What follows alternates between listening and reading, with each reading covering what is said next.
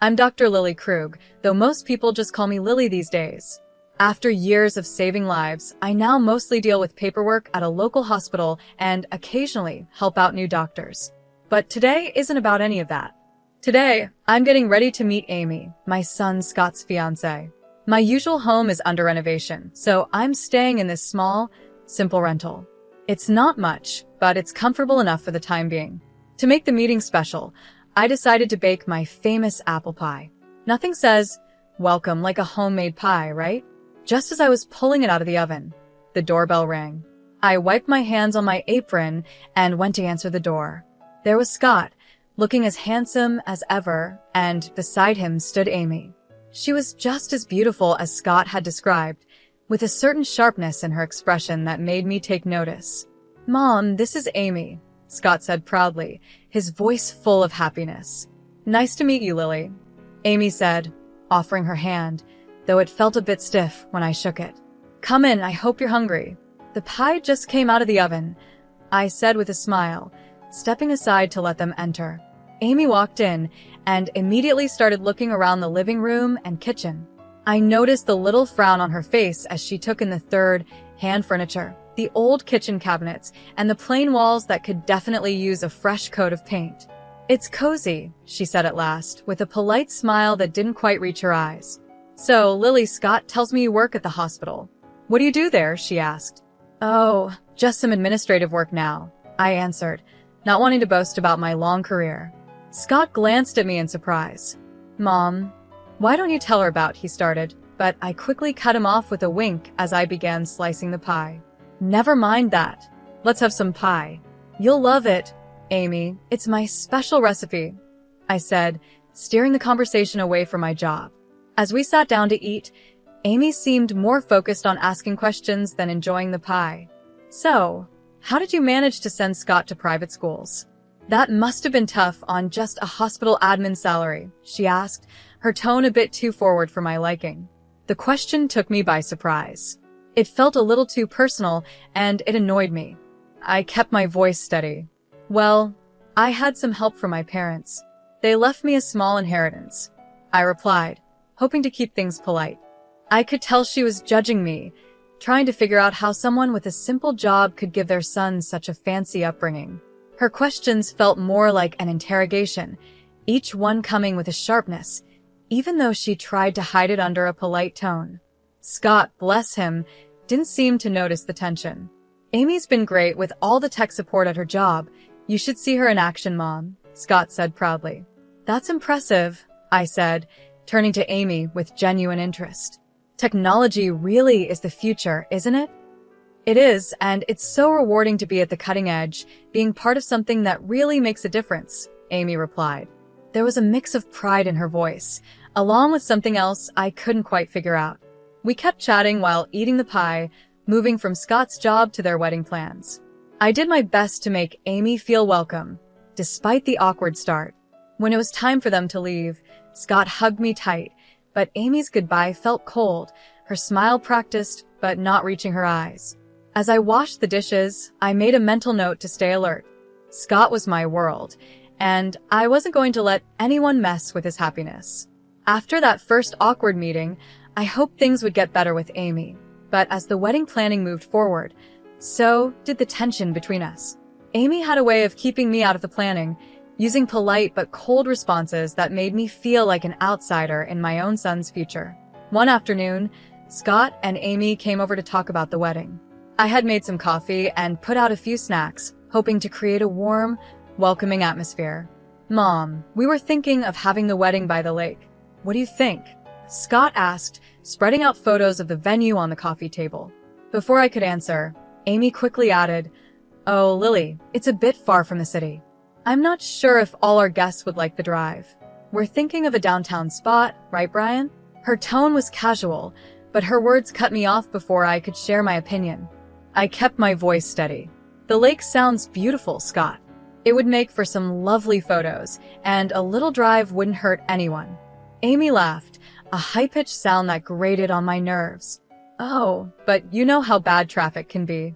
We wouldn't want our guests stuck on the road all day." I held back a sharper reply and forced a smile instead. "Well, Downtown is nice too, lots of great places there. Scott glanced between us, sensing the tension, but didn't say anything. He had always hated conflict, especially when it came to the people he cared about. Right, well, Amy's been looking into some great downtown venues, haven't you, babe? He said, giving her a supportive smile. Absolutely, Amy replied, flipping her hair over her shoulder. And Lily, we're also thinking of a modern theme for the wedding. Very sleek, very elegant. I'm guessing you'd prefer something more traditional? Her eyes glanced at my old coffee mugs and worn tablecloth, her words dripping with subtle judgment. I clenched my jaw, feeling the sting. I like modern just fine, I said, keeping my tone steady. The most important thing is that you two are happy. That's sweet of you, Amy said, her smile tight. We're just aiming for something more current. It's all about the image, after all. As they continued discussing wedding details, I nodded along, but my thoughts were elsewhere. Every word Amy said seemed to be pushing me further out, making it clear how little she valued my input or presence. After they left, the silence in my apartment felt heavier than usual. I was used to being alone, but this felt different. It was the feeling of being shut out of my own family. I poured myself a glass of wine and sat by the window, watching the streetlights flicker on. My heart was heavy with worry. I had always been the one Scott turned to for help, the one guiding him through life's challenges. Now, it felt like Amy was in control, steering him in a direction where I wasn't welcome. Just have to watch and wait, I muttered to myself, taking a sip. But I'm not giving up, not yet. It was Scott's birthday, and even though things had been tense between us, I wasn't going to miss my only son's celebration. Amy had taken over planning everything, and somehow, my invitation had gotten lost in the shuffle. But a mother's place is by her son's side, especially on his birthday. So I decided to go anyway. I arrived at Scott's house with a small, carefully wrapped gift in my hands. The house was full of life, with laughter and music spilling out through the door. Taking a deep breath, I rang the doorbell, my heart pounding in my chest. Crashing a party was one thing, but crashing your own son's party without an invite? That was another level. Amy opened the door, and her smile faded a little when she saw me. Lily, what a surprise. We weren't expecting you. Her words stung, but I held my composure. Wouldn't miss my son's birthday. Where's Scott? He's around somewhere, she said, stepping aside reluctantly. Well, come in, I guess. The house was decorated in shades of blue and gray, a sleek modern style that clearly had Amy's touch. I walked through groups of people, none of whom I knew. They were all Amy's friends, young and trendy, laughing and clinking their glasses together. Finally, I spotted Scott, chatting with some people who looked like his coworkers. Scott, I called, my voice trembling slightly. He turned, and his face lit up when he saw me. Mom. You made it. He excused himself and came over, giving me a big hug. I wouldn't miss it for the world, I said, handing him the gift. Happy birthday, honey. Thanks, Mom. I'm so glad you're here. He looked genuinely happy, but there was a bit of confusion in his eyes, like he was wondering why I'd say that. Just then, Amy appeared beside us, her smile tight. Scott, your friends were asking about you, she said, then turned to me. Can I get you a drink, Lily? No thanks, I'm fine, I replied, feeling out of place as she maintained her polite but distant attitude. As the evening went on, I tried to mingle, but Amy's friends were a close-knit group. Every conversation felt strained, and Amy often stepped in to either pull Scott away or take over the conversation with stories of her job and their future plans. At one point, I overheard Amy talking to a friend. Her voice was just loud enough for me to catch. Yeah, it's a bit awkward that she showed up. I didn't think she'd come, considering the vibe. Her words felt like a slap. I wasn't just uninvited, I was unwanted. My presence was making her uncomfortable, maybe even embarrassing her in front of her friends. The realization hit hard, and I found myself retreating to a quiet corner, holding a drink I didn't even remember accepting. A little while later, Scott found me alone, his brow furrowed. Mom, are you okay? You seem a bit off. I forced a smile, not wanting to spoil his day with my feelings. Just a bit tired, that's all. It's been a long day.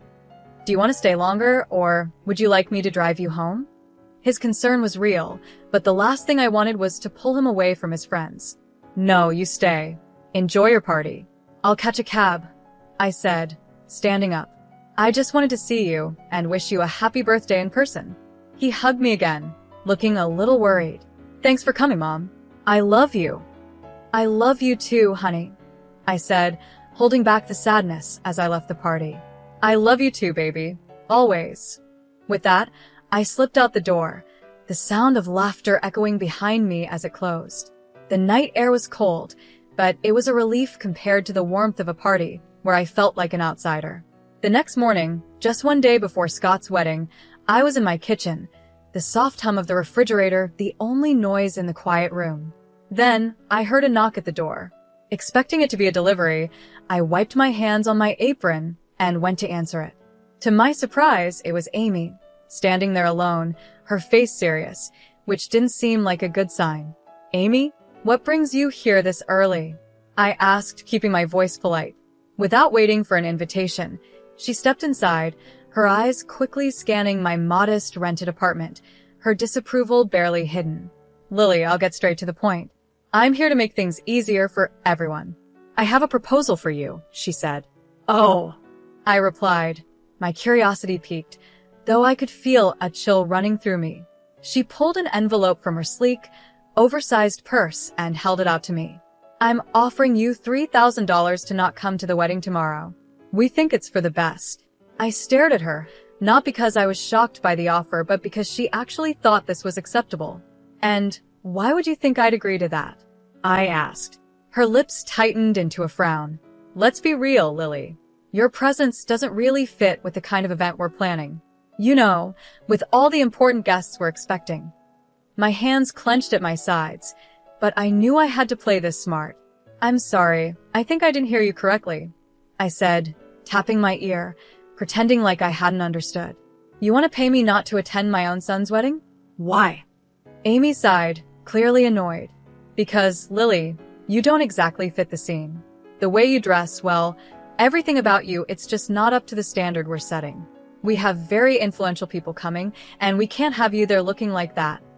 She paused, waiting for me to show some kind of hurt or give in. But I didn't. I stood tall, my resolve growing stronger. "Go on, Amy. I'm listening," I said. "With this money," she continued, waving the envelope in front of me, "you could maybe fix up this place, or buy something nice for yourself later. You should be grateful I'm offering this." I almost laughed at her nerve. She thought this place was mine, and that I needed her charity to improve it. But I kept my face neutral, nodded, and took the envelope from her. "All right, Amy, if that's what you really want," I said calmly. Her relief was obvious as she gave me a tight smile. "Good. I'm glad you're being reasonable about this." After she left, I stood there, still holding the envelope, my thoughts racing. I gently closed the door behind her, my hands shaking with a mix of anger and adrenaline. I pulled out my phone and stopped the recording. Amy's cruel words were all there, clear and undeniable. I didn't waste any time and dialed Scott, my voice steady but urgent. "Scott, can you come over right now? It's important. We need to talk about something serious." "Sure, Mom, I'll be there as soon as I can. Is everything okay?" His voice was filled with concern, sensing that something was wrong. "Just come. We'll talk when you get here." When Scott arrived, he looked worried. He barely sat down before I said, "Listen to this," and played the recording of Amy's proposition. As he listened, the color drained from his face, and his expression turned to shock and hurt. "Mom, I'm so sorry you had to hear that. I can't believe she'd say those things," he stammered after the recording ended. "The wedding is tomorrow, Scott. What do you want to do?" I asked, my voice calm but firm, letting him know the decision was his to make. He ran his hands through his hair, clearly frustrated and confused. "I want to confront her, tell her it's over, and cancel the wedding. I can't marry someone who would do this." I held up my hand to stop him. "If you do that now, everyone will see you as the bad guy, and she'll play the victim. We can't let her control the story." Scott paused, thinking over what I said. "So, what do? We need to let everyone see her true colors. Let them hear the Amy I heard on this recording, I said, my voice calm but full of determination. He nodded slowly, understanding. Okay, Mom. I won't say anything to her yet. After Scott left, I made several phone calls to old friends and former patients, people who knew me well and had been part of my life because of the surgeries I had performed over the years. We talked about old times, and though I didn't give too many details, I hinted that I might need their support soon. Sitting back on the couch, I felt a mix of anxiety and resolve. Tomorrow would be a big day, one way or another. I was ready to stand up for my family and show everyone who Amy really was. This wasn't just about stopping a wedding. It was about protecting my son from a life of manipulation and lies. The wedding day arrived, and with it came a swirl of nerves and a sense of duty. Today would change everything, no matter what happened. As the guests began to settle into the beautifully decorated hall, whispering excitedly about the upcoming ceremony, I knew the truth would soon come to light.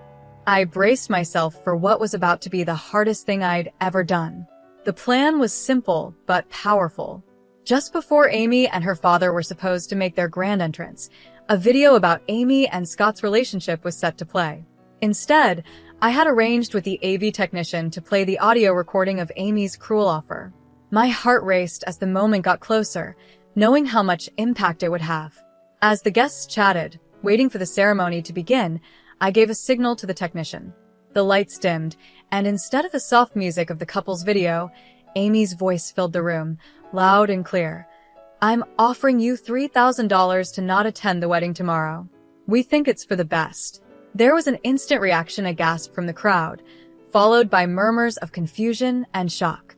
People looked around, trying to understand what they had just heard. Then, the doors opened for Amy's entrance with her father, the timing perfect. The room went silent as they walked in. Her father smiled and waved, unaware of what had just happened.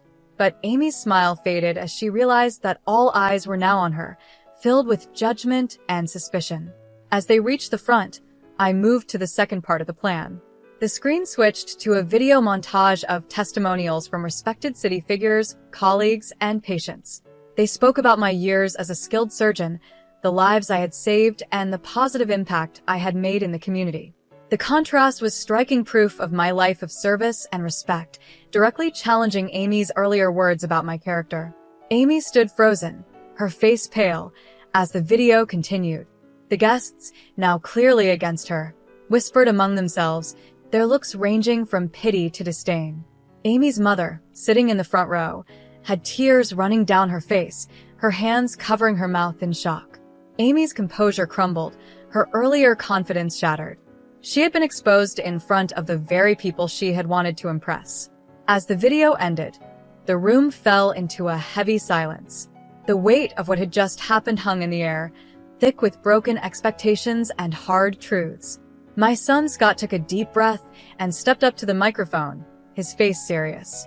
Every eye in the room was on him, filled with curiosity and concern, waiting for what he would say next. I'm very sorry, Scott began, his voice echoing through the silent hall. But I didn't see the selfishness and arrogance of my bride sooner. He paused, looking out at the crowd with regret. I'm canceling the wedding, and I apologize to all of you for the inconvenience. Then he turned to me, his expression softening. Mom, I'm sorry. Thank you for everything you've done for me. Without you, I might have made the biggest mistake of my life. His voice cracked a little, and my heart filled with both pride and sadness for what he was going through.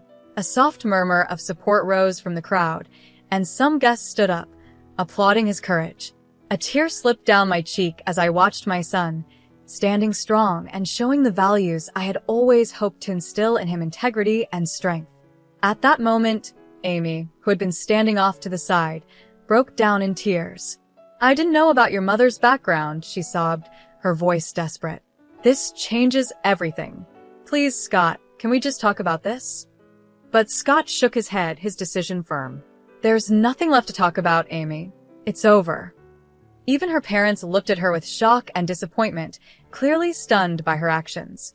They, too, seemed caught in the uncomfortable position of seeing their daughter's mistakes laid bare in front of everyone.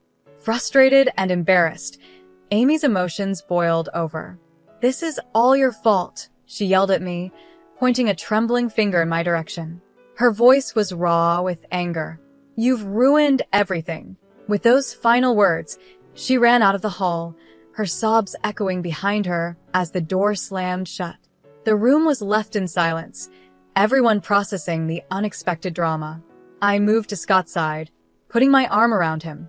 "You did the right thing," I whispered, feeling the weight of the day pressing down on both of us. He nodded, wrapping his arm around my shoulders. "Thanks, Mom. I couldn't have gotten through this without you." As the guests slowly began to leave, many offered quiet words of support or simply gave us a reassuring squeeze on the shoulder. I felt a mix of relief and deep sadness. The day didn't go how any of us expected, but truth and honesty won in the end. Scott was hurt, but he was free from a future that could have been much worse. After everything settled down, I finished the renovation of my house. It's beautiful now, a place full of peace and light, just like this new chapter of my life. 3 years have passed since that day. Amy, Scott's ex-fiancée, tried reaching out to me a few times, asking for forgiveness, but after everything, I just couldn't. I told her no each time. The last I heard, she lost her job. Her boss had been at the wedding and saw it all. She moved out of the city, and I don't know where she is now. In the meantime, life moved on in the best way possible. I retired from my hospital job, finally giving myself the break I deserved after so many years of work. Not long after, Scott met Janet. She's a wonderful person, kind and beautiful inside and out. They got married last spring, and it was the kind of wedding we had always dreamed of, full of love, laughter, and real happiness. Janet respects me deeply, and we've built a strong bond.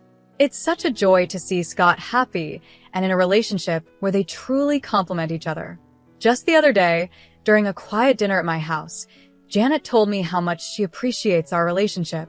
"Lily, I really admire how gracefully you've handled everything.